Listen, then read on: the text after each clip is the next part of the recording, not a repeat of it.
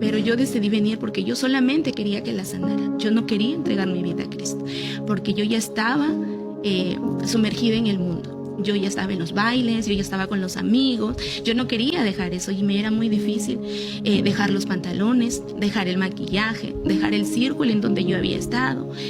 Y yo recuerdo que yo vine a la casa de Dios y escuchaba la palabra, pero en mi corazón solamente decía: Señor, si tú existes, sana a mi hija, sánala, le decía.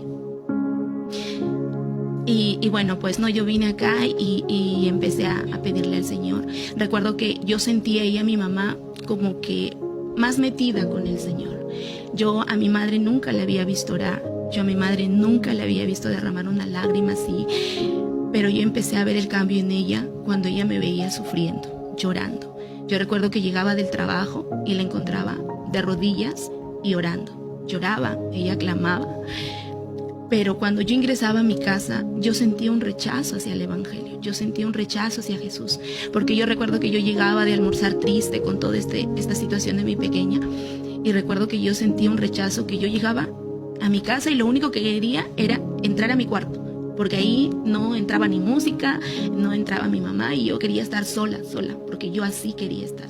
Pero sin embargo mi mamá me tocaba la puerta, me hablaba de Jesús, me decía que esté tranquila.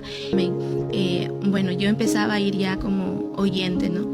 Y recuerdo que aquí en el templo vino un pastor del extranjero. Recuerdo que el templo estaba lleno y mi mamá me dice: vamos. Yo vine con mi hijita. Y recuerdo que este pastor empezó a testificar y a decir que su hijo había tenido problemas con las vistas y que el doctor le había indicado de que posiblemente su hijo iba a quedar ciego.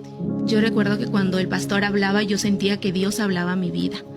Y el pastor comenta en su testimonio y dice de que le dijo al doctor que el único quien podía sanarlo es Jesús y que para Dios no había nada imposible.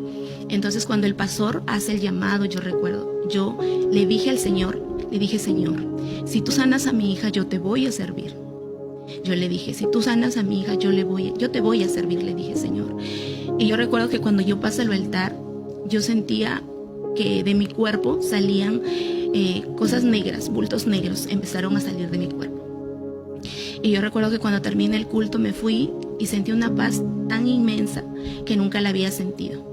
Pero pasaban los días y yo me había olvidado de aquella promesa que le dije al Señor.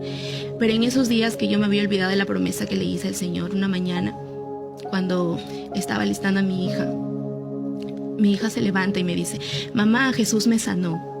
Entonces yo en mi ignorancia le dije: sí, hijita, Jesús te sanó. Y ella empieza a saltar en la cama y me dice: mamá, Jesús me sanó. Y yo le dije: sí, hijita, Jesús te sanó. Cuando yo la volteo y veo su cuello, de aquella pelotita que ella tenía, era como el tamaño de una papa, muy grande. Mi niña no tenía nada, no tenía absolutamente nada. Que yo empecé a gritar y le dije: mamá, mira. Y mi mamá corre y empieza a exaltar el nombre del Señor. Y dice: gloria a Dios, Él te ha sanado. Y mi hija me dice: sí, mamá, Jesús me ha sanado. Él me dijo que me va a sanar, Él me ha sanado. Cuando se desaparece esa pelotita que ella tenía, yo empecé a llorar y en mi corazón dije: Señor, yo te voy a servir. Yo empecé a venir a la casa de Dios. La llevé al doctor, le saqué análisis porque no lo podía creer.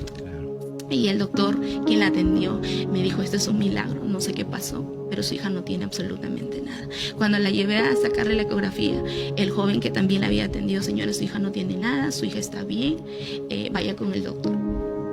Me dieron los resultados, mi hija no tenía absolutamente nada.